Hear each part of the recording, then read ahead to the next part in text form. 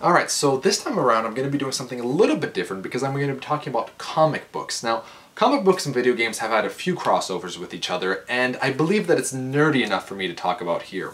So my relationship with comics is that around 8 years of age, my father started buying me comics because it was a way for me to start reading, because there would be pictures and text to go along with it. And it worked, and I've been reading a lot of comics since then, but in sporadic moments. I never really followed any series. I started with, Amazing Spider-Man, Wolverine, X-Men, Sonic the Hedgehog, Hulk, Batman, and Spawn. Those were my main ones, and I would just kind of pick up one issue here and there, except for Sonic. I think I read from like issue number 40 to 50, and Spawn 70-something to issue 100.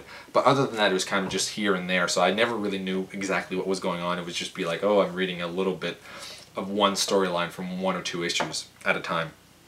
And I completely stopped about 5 years ago reading anything, and about a month and a half ago I decided to get back into them because of the new 52 by DC, basically restarting all of their series. So it's really easy to just pick up the comics and get right into the storylines, because there's not a lot of, okay, this happened like 10 issues ago, this happened 50 issues ago. It's like, no, it's just starting at number one and you go from there. And what's funny is that I'm not really a big DC kind of guy. I really like Batman. Batman is one of my top 3 favorite superheroes, or comic book characters. But he's the only one that I really like, and this first time around that I'm looking at all my comics, a lot of it is DC because of so many Batman crossovers and so many different Batman series, and I'm still trying to figure out which Marvel series I want to look at. So I am a Marvel guy, and I will be picking up more Marvel after this, but there's going to be a lot of DC here.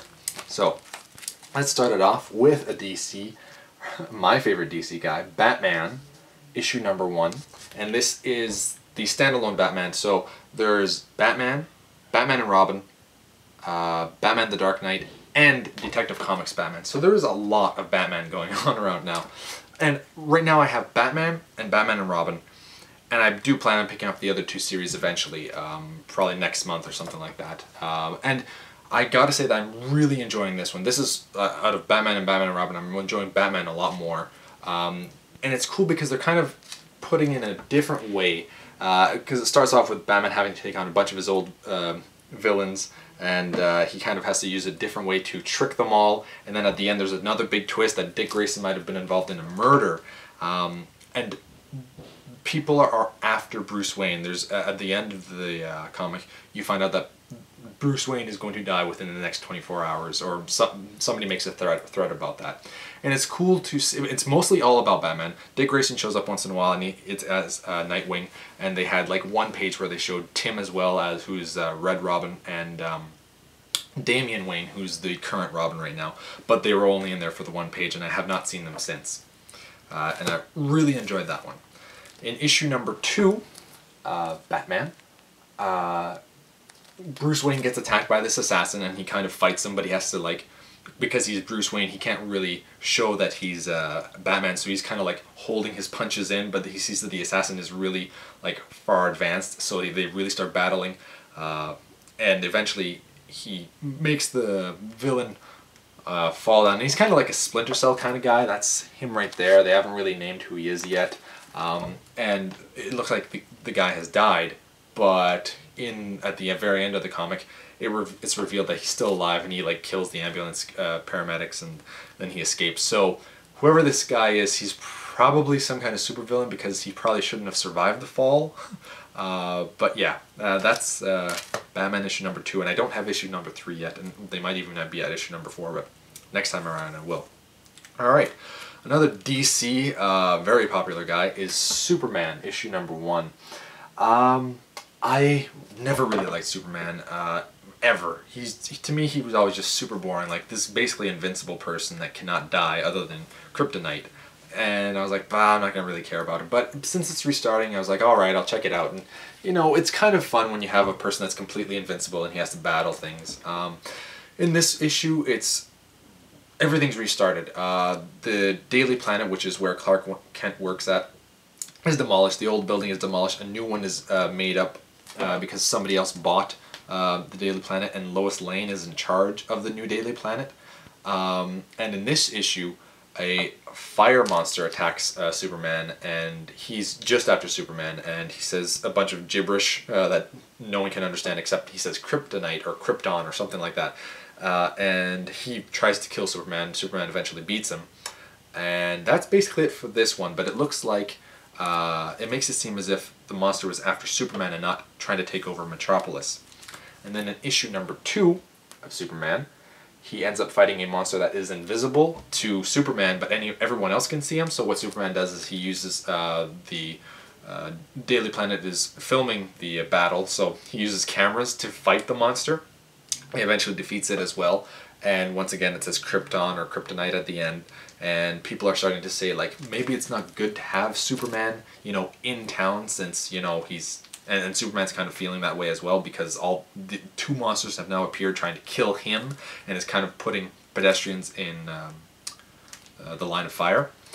And then in issue number 3 of Superman, he ends up fighting this.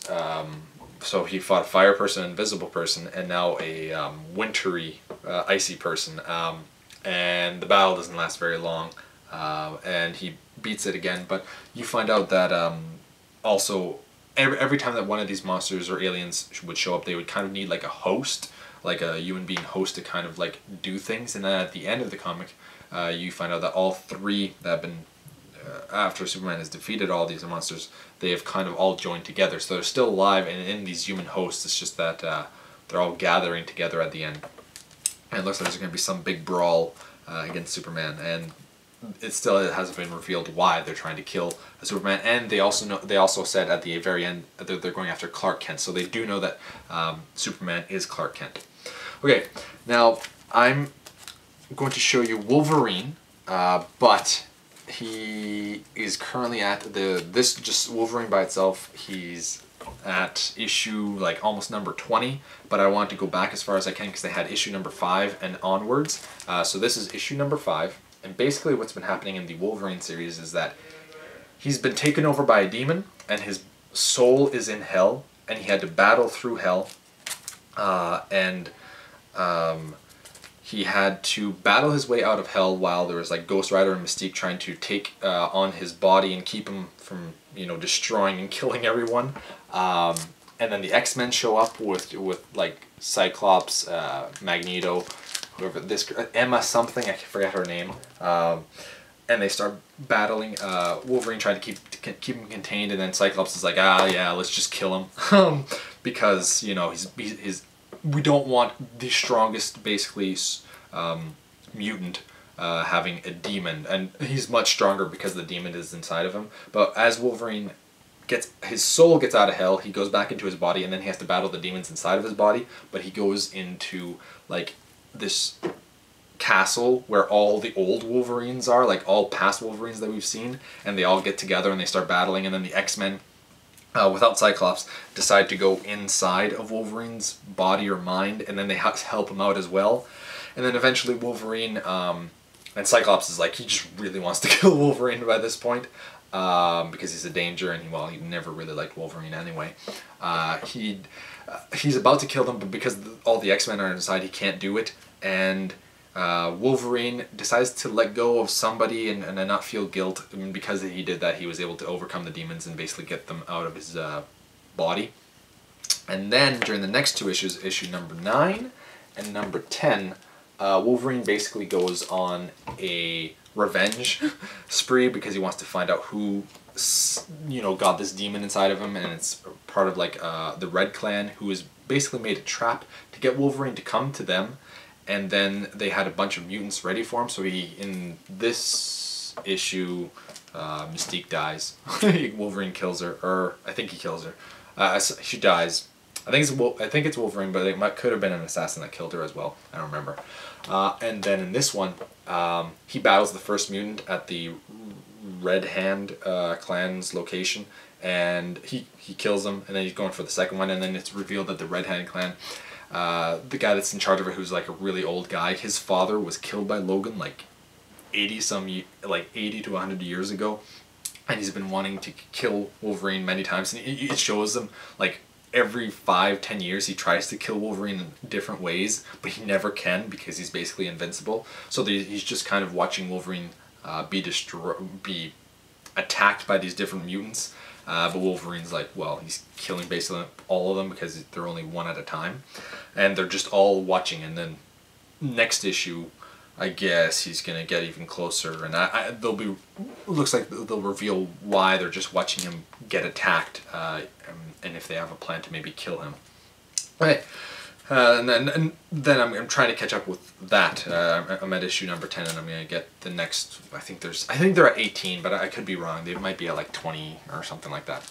Okay, another series that has just started is called Avenging Spider-Man. Basically, it's Spider-Man who's in with the new Avengers, and in this one, the art style looks really nice. But for me, you have to have a good story and a good art style. If you don't have one of those, then I'm not going to read it because I want to be stimulated visually and intellectually as well. And in this, the art style is kind of nice. Like, it's kind of cool. It's kind of a little bit more cartoony than usual, but I'm okay with that.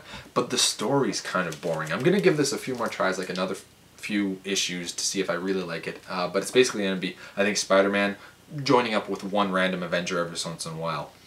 In this issue, it's Red Hulk and Spider-Man both go over to New York, and it's basically being invaded by a bunch of like little monsters, and Mole Man's in charge of it, and they're about to have some kind of showdown and battle with him. It's okay, but it's the least favorite comic that I've read out of all of these, and I've read a lot, as you can tell. Okay, now my favorite series right now, and I'm really surprised by this, is Justice League. Now there is a few Justice Leagues going on right now, but this one is just the regular Justice League, and I'm enjoying the hell out of this. Basically, none of them know each other. So Superman doesn't know Batman. They're all being introduced to each other and us as well. In the first issue, it's Batman and Green Lantern basically showing up, and they're attacking this monster, and it has like this cube, and they have no idea what the heck the cube is. And they're trying to figure it out, and then Superman shows up at the end, and he starts fighting Batman, or he attacks Batman. And the art style too is it's the best art that I've seen, and that's probably why I'm enjoying DC so much, because of their artwork that they're doing. Like, this cover is just wicked, I think. Basically, Superman's like super upset with Batman because he thinks he's in charge of like the little cubes and the monster that showed up, but he's not. And then Green Lantern's trying to help Batman, but I mean, he's fighting Superman, so it's not an easy task to do. And then we're also shown Flash, who's helping Green Lantern, and then they kind of understand that they kind of have to work together to figure out what the hell's going on. And then in issue number 3, because Superman also found a cube, and then in issue number 3, they introduced Wonder Woman, and this is a really cool art, I find, as well, cover. And Wonder Woman meets them all, and then they all kind of, these cubes release a bunch of like little monsters like that look like that, and they're all trying to take people. Just take them. They're not killing them, they're just taking people and flying away. And they have like this big battle against all of them, and then at the very end Aquaman shows up, and I think his name's Aquaman. This dude, is he in? No. Okay, this dude, Aquaman shows up. Never really liked Aquaman, and he says that he should be the leader. I know he's not going to be the leader, but like, come on. Nobody expects Aquaman to be the leader, and that's such a douche move to be like, oh, I think I should be the leader because apparently there's a cube inside the ocean or whatever. Like, come on, Aquaman, nobody ever cares about Aquaman. If your favorite superhero is Aquaman, you got problems. I'm sorry. It's true. Shut up. That's some text. Okay, I'm almost done. Another series, Wolverine, the best there is. It's okay. I'm gonna give another few issues. The art style is really nice, but there's nothing really going on. Logan was trapped fighting for his life, kind of like in a gladiator type thing, but he eventually escapes, kills everyone, and then he meets this girl at a bar, and he starts talking to her. He meets this girl while he's hitchhiking. She brings him to a club, and he starts clubbing there, and he's like giving people different hairstyles because of his claws, and then eventually he meets another guy who makes Wolverine basically go crazy, and then he like stabs himself at the end. So I'm gonna give it a few more to see where they're going, but the art style is really nice though. Okay, probably my second favorite series going right now is the Amazing Spider-Man, and this is issue number 674. Oof.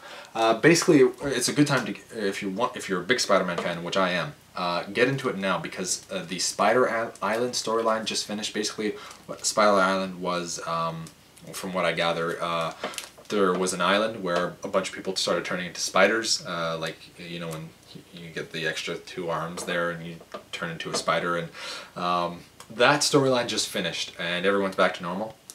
And there, in this issue, there's a bunch of people flying around, and kind of like, you know, the Vulture, and the Vulture is the leader behind all of this. And then in issue 675, they actually have a showdown, and Spider-Man's working with his ex-girlfriend, who's this blonde cop, and they're kind of working together. She knows that he's Peter Parker because they dated for a while, and Spider-Man basically fights off the not the clones, but the Goonies of the Vulture, and basically beats them all up, and then Vulture escapes right at the end. And at the very last page, Mary Jane is meeting up with the ex of Peter Parker, who's the blonde cop, and Spider-Man's like, man, this isn't Spider-Sense, but I feel something bad is about to go down. And it's just, I don't know, it'll be funny, because Mary Jane in this storyline used to go out with Peter Parker, but she stopped dating him when she found out that he was Spider-Man. And they're still good friends, and now this blonde cop is like helping him out because they used to go out, and she used to be part of the storylines, and they're going to still work together even though that they used to go out. And now they're about to have Mary Jane talk with this girl. It should be interesting, in a comical Spider-Man kind of way. And I always love Spider-Man, and the art's really nice, and the storylines flows nicely as well. Alright, Wolverine and the X-Men. Basically, issue number 1. Basically what happened here is that Wolverine and some of the other X-Men have kind of split off, and Cyclops is leading one pack of the X-Men in Uncanny X-Men.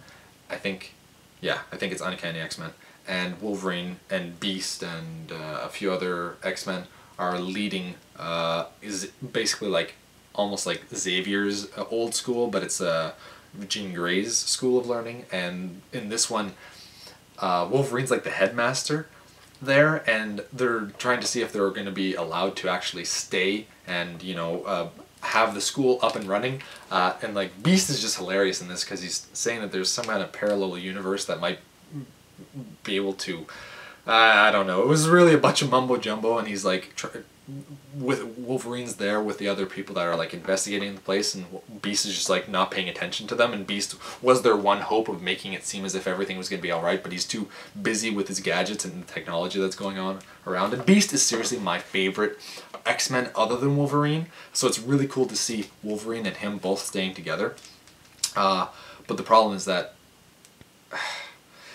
nothing has happened other than at the end, a big giant, either some big giant thing attacks, but throughout the entire thing it was just Wolverine as the headmaster talking to these people and trying to say, yeah, it's a safe place, even though it's really not, and Beast is just being weird, and nothing really has exciting happened. But I'm really enjoying this, surprisingly, and I can't wait to start reading more of it and seeing where they're gonna go with this. And like, I don't know, for a comic where nothing happened in terms of like fighting and action, it was really interesting. So kudos to whoever wrote that. Alright, Batman and Robin, issue number 1. This is Batman with Damian Wayne, who is the new Robin. He's 10 years old, and he's Batman's son, with the Ra's al Ghul's daughter. They got it on, and then he never learned about it, and so Damian's really messed up because he was taught how to kill, basically, and Batman's trying to like keep him away from doing that. And in issue number 2 and 3, they kind of work together on this, and they take down some robbers.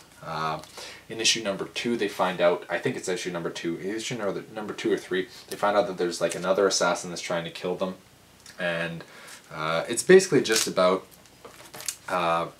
Bruce Wayne trying to be a father and trying to teach Damian to not be such like, I don't know, a douchebag, because I cannot stand Damian in this series. He seemed nice in the other just regular Batman, but he was only there for a page anyway. In this one, he's just like he's super like emo, it seems, and like he's so depressed, and like he cares about nothing, and he's trying not to kill people and be nice, but like he doesn't really want to be, and that's what this assassin wants Damian to kind of listen to what Damian wants and not what Batman wants, and then they kind of have like a showdown in issue number 3.